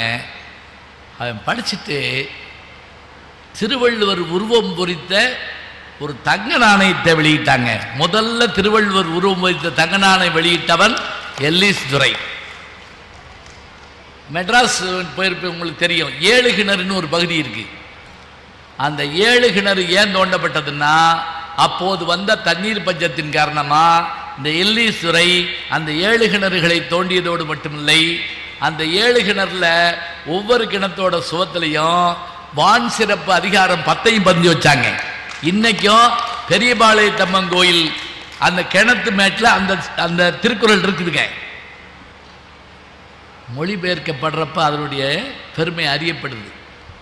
திருக்குறளுடைய சிறப்பு எந்த காலத்துக்கும் பொருத்தி வரும். கேட்குற ஆளுகள் அப்படி மிரட்டும். எந்த மனுஷனுக்கு அது பொருந்தும். திருவள்ளுவர் அப்படி சொல்லுவார். 100க்கும் மேற்பட்டவர்கள் அதற்கு உரை எழுதியிருக்கிறார்கள். ஒரே ஒரு பெண்மணி அதற்கு உரை எழுதியிருக்கிறார். திருக்குறள் தீப அலங்காரம்னு அந்த நூலுக்கு பேர். மருங்காபுரி இளவரசி அவங்க எழுதினவங்க. இப்போ அமெரிக்காவில் வாழக்கூடிய கவிஞர் சித்ரா என்பவர் தமிழ்காரி என்ற பெயரோட அவர்கள் திருக்குறளுக்கு உரையவே கவிதை எழுதியிருக்காங்க. அந்த புத்தக வெளியீட்டுக்கு நான் போயிருந்தேன். இன்னைக்கு அது இருக்கட்டும். சங்க இலக்கியத்தில் இயற்கை இருக்குது, வானவியல் இருக்குது, உறவு இருக்குது, அன்பு இருக்குது. புலவர்கள் மதிக்கப்பட்டார்கள், அவர்களுக்கு எல்லாம் தரப்பட்டது. அந்த இலக்கியங்கள் அமர இலக்கியங்கள் என்று பாராட்டப்படுகின்றன. சங்க காலத்தில் புலவர்கள் மகிழ்ச்சியாய் வாழ்ந்தார்கள். வறுமை இருந்தாலும் அதையும் தாண்டி பெருமை இருந்தது சங்ககால புலவர்களிடையே.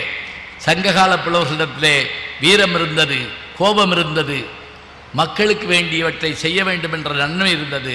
2 அரசன் சண்டை போடுறான், அந்த 2 பேரையும் போய் தடுத்து நிறுத்தி ஒரு புலவன் என்ன செய்யறான், 2 பேரும் சோழன்டா, தோக்க போறது சோழன்டா, 2 பேர் ஜெயிச்சதா வரலாறு கிடையாது, ஒரு வீர் தோற்பினும் தோற்பது நுண்குடின்றார்.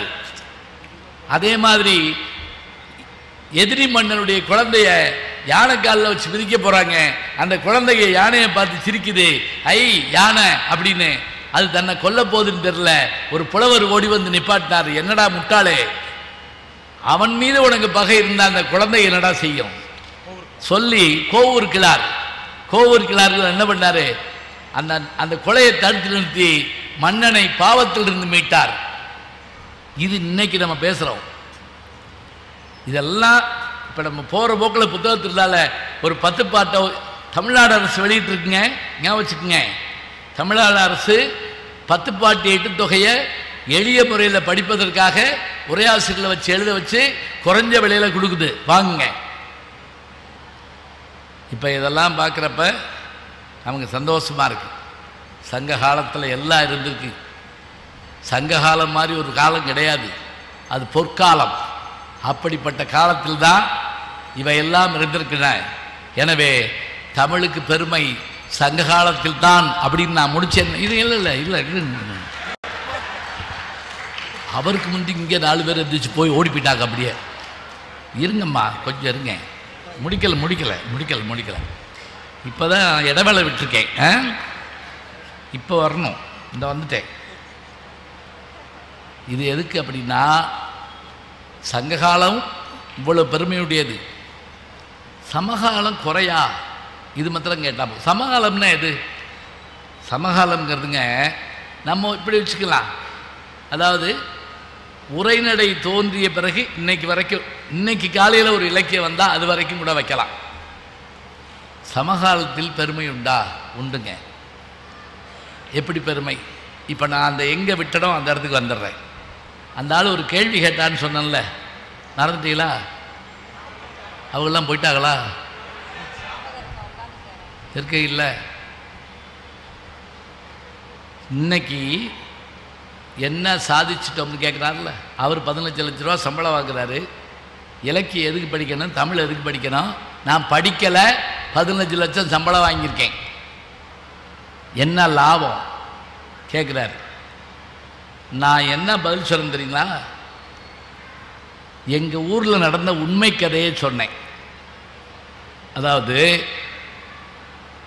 எங்கள் ஊருக்கு 10 கிலோமீட்டருக்கு அப்பால் ஒரு பெரிய கோடீஸ்வரர், நான் சொல்கிறது 50 வருஷத்துக்கு முதல்ல, 50 வருஷம் கூட இருக்காது, ஒரு 30 வருஷம் இருக்கும். என்ன நான் பேச்சாளர் ஆகிட்டேன்ல, 30 வருஷத்துக்கு முன்னாடி ஒரு பெரிய பணக்காரர் கோடீஸ்வரர். வடக்க பார்த்தா வாழைத்தோப்பு, தெற்க பார்த்தா தென்னந்தோப்பு, நிலம் எல்லாமே இருக்குது. வீட்டில் அவருடைய மகன், மகள், மருமகன் எல்லாருமே மருத்துவர்கள். அந்த காலத்திலேயே 4 கார் அவங்க வீட்டில் இருந்திருக்கு. இத்தனை செல்வ செழிப்பு கொண்ட அந்த மனிதர், அவர் வீட்டில் ஒரு துக்கம் நிகழ்ந்து போச்சு. என்ன துக்கம்? அவருடைய கடைசி மகள் திருமணம் ஆகலை. அந்த பொண்ணு கொஞ்சம் உடல் நலம் இல்லாதவர். ஒரு நாள் எல்லாரும் திருமணத்துக்கு போகிறாங்க, கார்களும் போயிடுச்சு, இவரும் அந்த பொண்ணு மட்டும் இருக்காங்க. இவர் ஏதோ புத்தகத்தை பார்த்துக்கிட்டு இருக்காரு.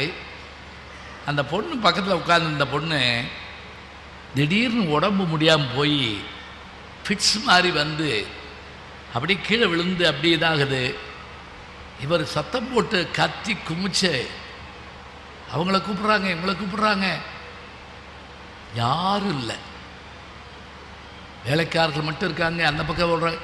இப்போ நகரத்துக்கு போகிறதுனா 10 கிலோமீட்டர் போனால் தான் பெரிய சாலையை அடைய முடியும், மெயின் ரோட்டுக்கு போக முடியும். வண்டி இல்லை, ஆள் இல்லை, அவங்க இல்லை, இவங்க இல்லை, எல்லாரும் கத்துறாங்க, ஊரே கூடுது. கண்ணு முன்னாடி அந்த பெண் குழந்தை இறந்து போச்சுங்க. இதில் என்ன அப்படின்னா, அவர் அன்னையிலிருந்து யாரோடையும் பேசலை, அதிகமாக சாப்பிடல, ஒன்றும் செய்யலை. இதில் என்ன நஷ்டம்னா, இவர் இப்படி இருந்ததுனால நல்ல காரியம் அந்த ஊரில் நடக்கலை. கல்யாணத்துக்கு அவர் தான் தலைமை தாங்குவார், கோயிலுக்கு அவர் தான் வந்து கும்பாபிஷேகத்துக்கு இது பண்ணுவார், பள்ளிக்கூடங்களை திறந்து வைப்பார், மருத்துவமனை எதுவுமே நடக்கலை. என்ன செய்யறதுன்னு யாருக்கும் தெரியலை. அவர் அப்படியே ஸ்தம்பிச்சு போயிட்டார். எங்கள் ஊரில் அப்போ என்ன பண்ணாங்கன்னா, இப்போ நம்ம கூட்டு வழிபாடு பண்ணுற ஒரு குழுவினர், அப்போ தான் நான் கல்லூரியில் படிச்சுட்டு பேச வர்றேன், என்னை கூட்டிகிட்டு போய் அங்கே வாங்க, அவர் வீட்டுக்கு போய் நம்ம கூட்டு வழிபாடு பண்ணுவோம், பண்ணிட்டு நீங்கள் ஒரு 15 நிமிஷம் பேசணும். நல்லா கவனிச்சுக்கங்க, துக்கத்தில் இருப்பவரை நான் போய் நகைச்சுவை சொல்லி மாற்றவில்லை. அவர் பேசாமல் உட்காந்துருக்காரு. அந்த பொண்ணோட படம் வச்சுருக்காங்க, விளக்கு எரிஞ்சிக்கிட்டு இருக்கு. இப்போ நான் பேசணும். நான் என்ன பேசுனேன் தெரியுமா? வில்லி பாரதத்திலிருந்து ஒரு பாட்டை எடுத்தேன். மகாபாரதம் வியாசர், தமிழில் வில்லிபுத்தூர் ஆழ்வார். எப்படி வடமொழியில் வந்து வால்மீகி, தமிழில் கம்பன் ராமாயணம் எழுதுறாங்களோ அதுபோல் இப்போ அந்த வில்லி பாரதத்தில் 13ஆம் நாள் போர் சருக்கத்தை எடுக்கிறேன். அந்த 13ஆம் நாள் போர், 18 நாள் போரில் 13ஆம் நாள் போர் சருக்கம். 13ஆம் நாள் போர் சருக்கத்தில் அன்னைக்கு man of the match hero யாருன்னு கேட்டால் அபிமன்யு, அர்ஜுனனுடைய மகன் அபிமன்யு. இன்னைக்கு சக்கர வியூகம் வகுக்கிறார் துரோணாச்சாரியார். இந்த சக்கர வியூகத்தை உடைச்சிட்டு போக 2 பேருக்கு தான் தெரியும். ஒருத்தர் அர்ஜுனன், இன்னொருத்தர் அவன் மகன் அபிமன்யு. சங்கடம் என்னன்னா, உள்ள போகத்தான் தெரியும், வெளியே வர தெரியாது. ஏன் தெரியுமா? தாய்மார்கள் கேட்டுக்குங்க, சக்கர வியூகத்துக்குள்ள போற விஷயத்த அவங்க அண்ணனாகிய யாரு, அந்த பெண்மணியினுடைய சுபத்திரையினுடைய அண்ணனாகிய கண்ணபெருமான் சொல்லிக்கிட்டு இருக்கப்ப அவ கேட்டுக்கிட்டு இருக்க, அப்படியே தூங்கிட்டே இருக்கா. கொஞ்ச நேரம் கழிச்சு உள்ள இருக்கக்கூடிய அபிமன்யு கருப்பையிலிருந்து கேட்டுக்கிட்டே இருக்கான். திடீர்னு இவ எந்திரிச்சா, வெளியே வர்றத சொல்றதுக்குள்ள அவ முழிச்சுக்கிட்டா, அந்த குழந்தைக்கு வெளியே வர்றது தெரியல. இதை சொன்னா நம்ப மாட்டோம். ஆனா இன்னைக்கு செயற்கை கருவூட்டல் முறை மட்டும் இல்லைங்க, கர்ப்பத்தில் இருக்கக்கூடிய குழந்தைக்கு இதய ஆபரேஷன் பண்ணி 2 பேரையும் பிழைக்க வச்ச டாக்டர்கள் இருக்கிறது இந்த காலத்தில் இருக்கக்கூடிய ஒரு செயல்பாடு. இவன் உள்ள போயிட்டாங்க, உடைச்சிட்டு உள்ள போயிட்டான், சுத்திக்கிட்டாங்க எல்லாரும். அன்னைக்கு அர்ஜுன வரக்கூடாதுங்கிறதுக்காக அவனை தனியாக கூட்டு போயிட்டாங்க. இந்த எல்லாரும் சேர்ந்து இவனை அடிக்கிறாங்க. துரோணர், கர்ணன், சேத்ரதன், அதே போல கிருபாச்சாரி, சகுனி, எல்லாரும் பீஷ்மர் 10ஆவது நாள் போரோட போயிடுறாரு. இத்தனை பேரும் அடிக்கிறப்ப இந்த ஒரு ஆள் நின்று எல்லாத்தையும் அடிக்கிறாங்க. தேர் போனது பறிபோனது, சிலை போனது சிறுவன், அப்படி அடிக்கிறான். கடைசியில் என்ன தெரியுமா? கையை வெட்டினாங்க, இந்த கையில் சண்டை போட்டான், இந்த கையை வெட்டினாங்க, காலில் சண்டை போட்டான். காலை வெட்டினாங்க, உருண்டுக்கிட்டே சண்டை போட்டான். கடைசியில் அவன் ஜெயத்ராதன்கிற என்ன பண்ணா, கதாயுதத்தை எடுத்தாங்க, ஒரே அடி, தலை தனியாக போயிடுச்சுங்க. இப்போ அவன் இறந்துட்டாங்கிற செய்தி அப்படியே யுத்தகலத்தை நடுங்க வைக்குது. இறந்து கிடக்கிறான். இந்த இடத்துல ஒரு பாட்டு, வில்லிபுத்தூரார் எழுதின பாட்டு. என்ன பாட்டு தெரியுமா? கவிக்கூற்றுன்னு அதுக்கு பேர். கவிக்கூற்றுன்னா என்னன்னா, பாத்திரங்கள் பேசாமல் படைத்தவன் பேசுவான், அதான் கவிக்கூற்று. இப்போ சினிமாவில் படம் முடிஞ்ச பிறகு டைரக்டர் பேசுவார்ல, அவர்கள் வாழ்ந்து கொண்டிருக்கிறார்கள் போய் அப்படிமா இல்லை, அது மாதிரி கவிக்கூற்று. இந்த விழுந்து கிடக்கிறானே அபிமன்யு, இவன் யார் தெரியுமா? இவங்க மாமா இந்த உலகத்தையே காப்பாற்றக்கூடிய கிருஷ்ண பரமாத்மா. இவங்க அப்பா உலகத்தையே ஜெயிக்கக்கூடிய அர்ஜுனன். இவங்க பெரியப்பா 1000 யானை பலம் கொண்ட பீமன். இவங்க தாத்தா இந்திரலோகத்துக்கு அதிபதியாகிய இந்திரன். இத்தனை பேர் இருந்தும் கூட இந்த பிள்ளை இன்றைக்கு இறந்து கிடக்கிறான் என்று சொன்னால், இந்த உலகத்தில் விதி என்று ஒன்று இருக்கத்தானே செய்கிறது என்று அந்த பாட்டுங்க. மாயனாம் திருமாமன், மாயன்னா யாரு? கண்ணபெருமான். மாயனாம் திருமாமன் அங்கிள், மாயனாம் திருமாமன், தனஞ்சயனாம் திருத்தாதை தந்தை, வானோர்க்கெல்லாம் நாயனாம் பிதாமகன் இந்திரன், மற்ற 1 கோடி நண்பர்கள் அன்பாய் வந்தும் சேயனாம் அபிமன்யு சேத்திரதன் கைப்படுவான் செயற்கை வெவ்வேறு ஆயனால் அவ்வினையை வெல்லும் வகை யார் வெல்லாரோ அப்படின்னு அவர் முடிச்சுட்டு, இந்த பையன் இறந்து கிடக்கிறானே, தாய்மாமனாக கடவுள் இருந்தும், தந்தையாக அர்ஜுனன் இருந்தும், பெரியப்பாவாக பீமன் இருந்தும், இந்திரலோகத்து அதிபதியாகிய அவன் தாத்தாவாக இருந்தும் மரணம் வருகிறது என்றால் விதியை வெல்ல முடியுமான்னு ஒரு கேள்வி கேட்கிறான். இந்த பாட்டை நான் சொல்லிட்டு, மரணம் தவிர்க்க முடியாதது, அந்த மரணத்திற்கு முன்னால் யாராக இருந்தாலும் தலைவணங்கித்தான் ஆக வேண்டும்னு பேசி முடிச்சங்க. அந்த பெரியவர் எந்திரிச்சு வந்து என் கையை பிடிச்சிக்கிட்டாருங்க. கண்ணீர் அப்படியே தாரதாரையாக கொட்டுது. அவர் என்ன சொன்னார் தெரியுமா? நான் சின்ன பையன் கூட அவர் பார்க்கல. அவர் சொன்னார், இந்த 1 மாதமாக நான் என்ன நினச்சேன் தெரியுமா ஐயா,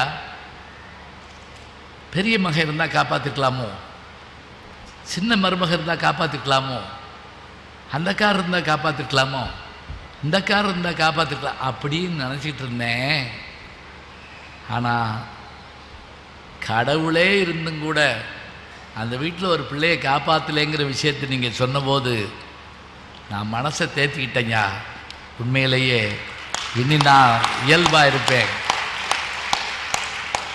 இதை நான் சொல்லிட்டு, இதை அந்த கேள்வி கேட்டவர்கிட்ட சொல்லிட்டு, எதுக்கு இலக்கியம் படிக்கணும்னு கேட்டிங்களே, உறைஞ்சு போய் ஃப்ரீஸ் ஆகியிருந்த ஒரு மனிதனுடைய மனத்தை நெகிழ வைக்கக்கூடியது இலக்கியம் என்று சொன்னால், இலக்கியத்தை விற்பதற்காக படிப்பதில்லை, இலக்கியத்தை நாம் விலை பேசுவதற்காக படிப்பதில்லை, மிரட்டுவதற்காக படிக்கிறோம், உலகத்தை அப்படியே மாற்றுறதுக்காக படிக்கிறோம். அதுதான் மனுஷனை வழி நடத்துது. சொன்னார் வின்சன் சர்ச்சில், லண்டனையே விட்டு கொடுத்தாலும் கொடுப்போம், ஷேக்ஸ்பியரை விட்டு கொடுக்க மாட்டோம். எங்களுக்கான பெரிய இலக்கியம் அதுதான். இன்னைக்கு அதுதானங்க. இப்போ இன்னைக்கு சமகாலத்தில் சொல்லுங்க, உவே சாமிநாதர் சொன்னாங்கல்ல, அவர் மட்டும் இல்லைன்னா என்ன ஆகும்? தேடி போய் எடுத்து கொண்டு வந்து கொடுத்தது எத்தனை வகை அவர் தான் கொடுத்தாரு. அதை தான் கணினியில் ஏற்றுறோம், கம்ப்யூட்டரில் ஏற்றுறோம், உலகத்துக்கு பூரா கொண்டு போய் சேர்த்தோம். அவருடைய பாடங்களையும் அந்த சொன்ன செய்திகளையும் பார்த்தா அவ்வளோ அருமைங்க. திருமயம் பக்கத்தில் ஒரு ஊர் மிதிலைப்பட்டின்னு பேர். ஒரு புலவர் 200 வருஷத்துக்கு முதல்ல, 150 வருஷத்துக்கு முதல்ல வர்றார். வந்தவர் அங்கேருந்து ஒரு வண்டிக்கார்ட்ட, ஐயா என்னை கொண்டு மிதிலைப்பட்டியில் விட முடியுமா? எதுக்கு? நாங்கள் இந்த பக்கத்து ஆள் இல்லை, வெளியூர். இங்கே வந்தோம், இது அரியலூர் பக்கம் எங்கள் ஊர். நாங்கள் வந்தோம், எனக்கு அங்கே நடந்து போக பயமாக இருக்குது, வண்டியில் கொண்டு விட. ஒரு பணம் கொடுக்க முடியுமா? வண்டிக்காரன் கேட்டான். எனக்கு சோறு போடணும் காலையில். சரி. மாட்டுக்கு வைக்க கொடுக்கணும். சரி, ஏறிக்கோ. ஏறிட்டாப்பில் வண்டி போகுது நிலா வெளிச்சத்தில். இந்த வண்டிக்காரன் கேட்டான், அவங்கள பார்த்தா வெளியூர் பார் இருக்கே, எந்த ஊர்? அதான் சொன்னேன் இல்லையா, வெளியூர். எங்களை ஒரு நல்ல வள்ளல் காப்பாற்றினார், வெங்கலப்ப நாயக்கர்னு ஒருத்தர் காப்பாற்றினார். அவர் பரம்பரை தான் எங்களை காப்பாற்றுச்சு. அந்த குடும்பம் காலப்போக்கில் அழிஞ்சு போச்சு, எங்களை காப்பாற்ற ஆள் இல்லை. அதனால் எங்கள் குடும்பமெல்லாம் செதஞ்சு ஒவ்வொரு பக்கம் போய் நாங்கள் பொருள் தேடி போகிறோம். நான் இன்னைக்கு இவரை தேடி வந்திருக்கேன்.